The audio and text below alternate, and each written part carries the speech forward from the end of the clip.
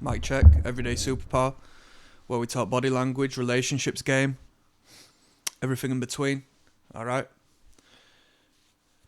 I got a comment on one of my videos, yeah. It was regarding. What was the video regarding? It was regarding arguing with your partner and how it's just unnecessary. You shouldn't be arguing with no one, full stop. You're not going to change no one's mind. So on that video, someone says, could you talk about what you say when you approach? And it was put forward in somewhat of a personal way. So like, what do I personally do if I was to approach a woman? What do I say? What do I open up with? All right, I assume it's in relation to maybe cold approaching, or as you know, in pickup artist terms, cold approaching in the field and so forth. And I'll give you some info. I'll give you some insight, and hopefully you can learn on my experience. And hopefully I'll drop a little bit of game in this one, because we can take it off into quite a few tangents. Hold on, I just got out of the shower, people, so I got a few stray hairs here and there tickling my face. So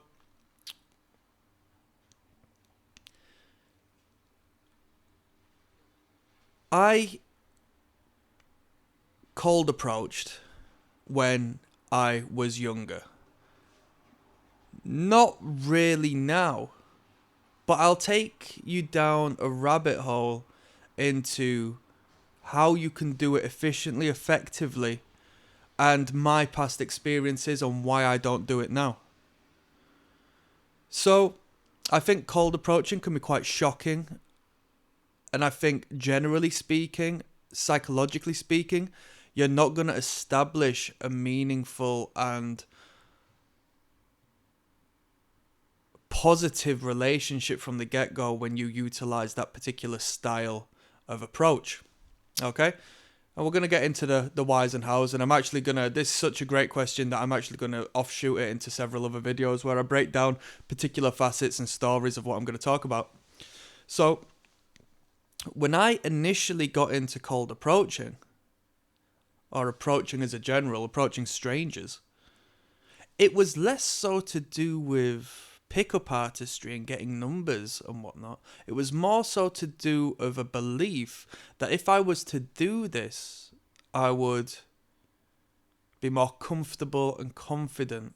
Generally across the board, I would become a confident person.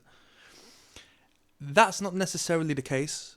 And unless you're an incredible extrovert, which I'm an introverted sort of dude, man. I'm not the loudest person in the room, and I'm not somebody who goes out of their way to engage when I don't need to. I'm not a chatty person like that. So it was somewhat going against my own characters and behaviours, and that disconnect made it a very tiresome and exhausting concept. But with that being said, I did it for a period, and not only that, but I used to sell. I used to do cold sales, yeah, not for any business other than my own. I used to sell products in the street. I used to go up to people, approach them, and I learnt so much information as far as non-verbal communication during this time, because I knew as to whether people were engaged, people who needed to be elsewhere, people who were BSing me, people who were going to buy from me, and so on and so forth. So I just approach people, groups of people as well, and I'd approach women primarily, right? And I'd approach women primarily because they're buyers and they're more persuasive. Well, I can be more persuasive towards them. They are easier persuaded, generally speaking, as opposed to men who will just put a shield up and just be like, no, you know? So I had a lot of experience cold approaching in that realm as well. I used to approach a lot of people on the street, engage with them, as well as identifying, you know, whether I could sell this product to them and read that through their body language. I could also read their attraction to me, okay? And then that sort of linked on because my contact information was actually on the product I was selling. So there were people you'd keep in touch with from there on because they'd want to continue engaging with you in relation to what you've sold them, because why the hell not? It was their decision, or at least they believe it was their decision to buy that product. So they have to showcase from that point their, appreciation of such. that egocentric, narcissistic sort of value has to highlight and prove to them that they were right in doing so, right? But let's talk about approaching. Let's talk about what I say when I approach and so forth. So when communicating with people out of the blue, wouldn't, unless it was that sales game which I was talking about, where I literally, it was a life or death thing, I had to go and do it. Let's do it. When it came to talking to people purely for the sake of talking to them, to get to know who they were and engage in conversation, it was less so me walking up to somebody in a dead line and saying, hello, I'm me, who are you? It was done at a slant, it was done indirectly, which generally speaking is the game I run now anyway. It's all indirect. I don't necessarily concentrate 100% until we are evidently and clearly interested in each other. But it was an indirect game. So let's say you're waiting in the queue for a taxi and somebody is up there in front of you waiting as well, a woman you find attractive. Or at the very least, like this is the way I run it, someone you might not necessarily find attractive, but someone you can sort of sharpen your game up with. Let's communicate and talk with everyone, and subconsciously we'll reveal these patterns in their behaviours and their responses and so forth, where we don't have to read books, we don't have to listen to audiobooks. We can just learn to live through our own life's experiences and what the backs of our brains pick up whilst we're doing so, naturally becoming better at communication. So let's say we're waiting in the line, and then you ask, well, what would I say when I approach? Well, I would say this. What's the context? We've been waiting there for 10 minutes. Bloody hell, you think that the service would be a bit better? Boom, we can agree. She can turn around and cooperate with me or block me off if she's elsewhere and doesn't want to talk. And I'm not going to continue on being Mr. Nice Guy and trying to force myself into her space if she's not interested, you know? This is it. You read the room and you move onwards and you continue running this game until you start to find nice, soft ways of engaging with people, which doesn't show like so much interest that you become threatening. So she might respond and say, yeah, I've been waiting here for so long. And that's a response, and you can respond to that. Yeah, what you been doing today? You blah, blah, blah, blah. And then you engage in conversation, and in that conversation, if you're lucky, you'll be able to find something that you both have in common. Oh, yeah, I'm just stopping off in, this city for the day. I'm initially from here. And then you can be like, oh, you know what? I spent some time over there. Have you ever been to blah, blah? Or, yeah, how was your experience over here? Do you see that? Now we're engaging in conversation, and what you're doing is bringing walls down. You're not jumping into this sexually charged environment. And the thing is, right, all these pickup lines, all of these, canned responses and this and that, I'm not saying that these things don't work, but what I'm saying is you don't want to walk around being somebody you're not. And the moment you start finding interest in other people, which is the whole gist of this channel, right? We're interested in other people. That's why we're searching out this information. Once we have a profound interest and we're not speaking to someone purely to game them and to run game on them and to like use them and manipulate them, we're doing it in order to actually understand this person and broaden our spectrum of understanding of people as a whole. Then you're going to approach her with not an intensity, but with a concentration that nobody else approaches her with a fascination and an understanding that nobody else approaches her with. And that is going to create a deeper connection. And she's going to feel seen. And to be seen in a world full of people where everyone's so self-indulgent and worried about themselves, that's incredible. That's a really powerful tool. So you approach indirectly. You are now in the library and you end up sitting at a table reading a book next to somebody. What are they reading?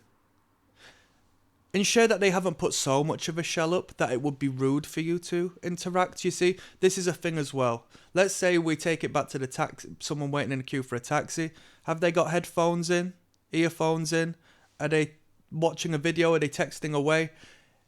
don't have your first impression, at least, she's seen you're already there, but don't have your first introduction of who you are to be, well, your first verbal introduction, should I say, to be that of, you know, discomfort.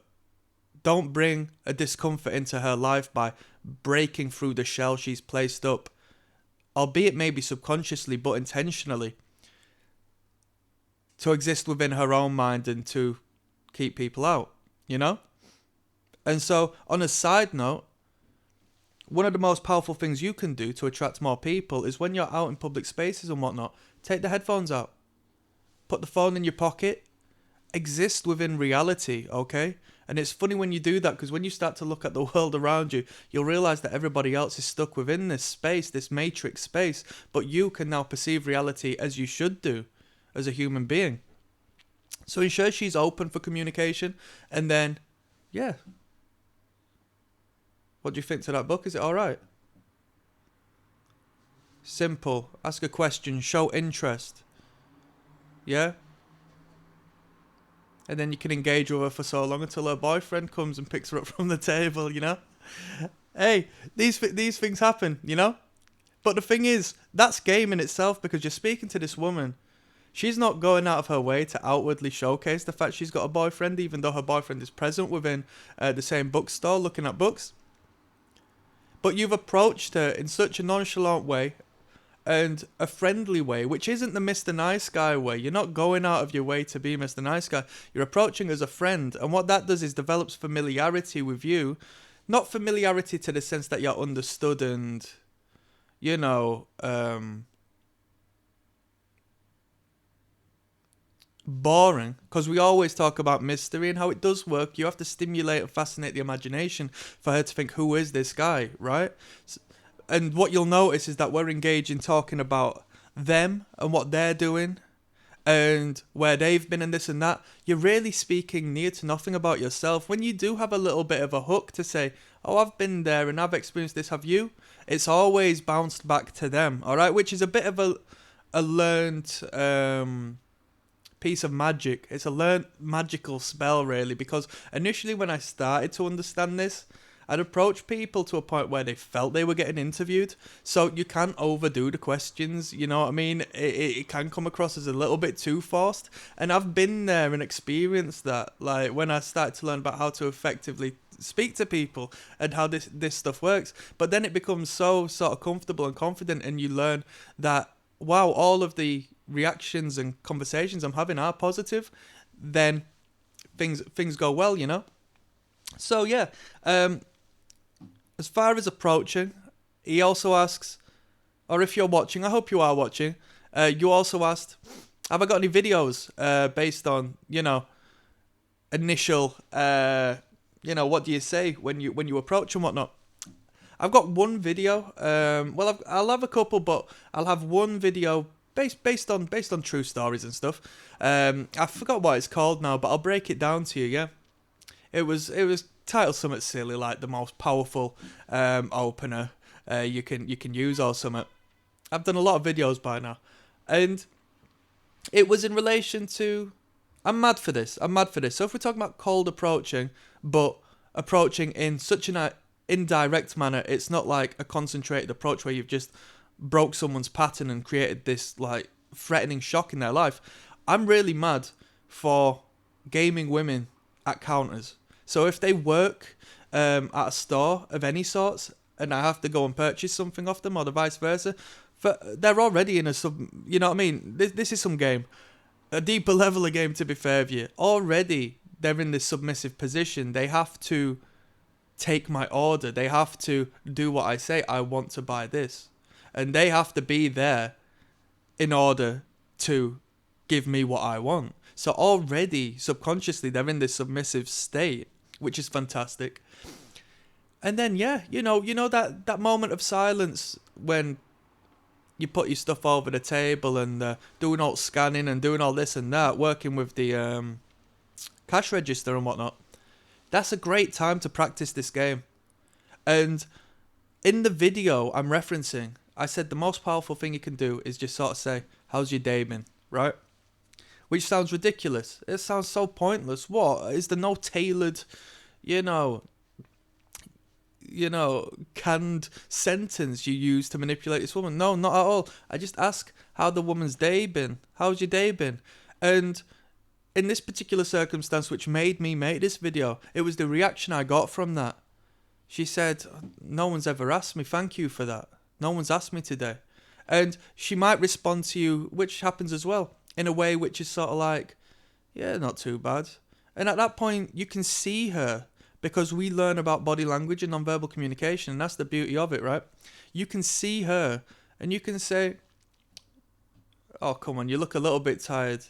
Have you had a long one, yeah? And now you become this understanding, father-esque figure to her, where she can reside in you. And this knocks onto everyone you speak to. When you start dating women on a regular basis and speaking to women, you're going to have this reoccur so much when you start to understand the psyche, the biological wiring, and so on and so forth. They're going to start to look at you, right, and say, I've only known you for so long, but it feels like I've known you forever. And that borders into the spiritual, right? So that's how deep the game goes when it comes to this. That's a fantastic thing, don't you think? And you know what? I've done 16 minutes. I'm going to continue this video on with a part 2. So if you want to hear me continue talking about how to pull women and how I do it and how I approach it, hold on, yeah, because I've got a lot to talk about and I think you will find it fascinating. So I'll see you on that bit. I got 2 links down in the description. One will take you through to my catalogue of body language, which is fantastic. I mean, it really does encompass all of the subconscious behaviors you will see manifest from people in your day-to-day, and you'll be able to read them and understand what their mind is responding to or where their mind is in that particular moment. Second to that is the Patreon, where we will watch videos together of people on their first dates. I'll show you attraction body language and repulsion body language. Wherever in the world you are, you'll see it happening around you, okay, in relation to who you are, how you're communicating with them. And that's real game. That's the game they won't teach you elsewhere, all right? So I'll see you on part 2.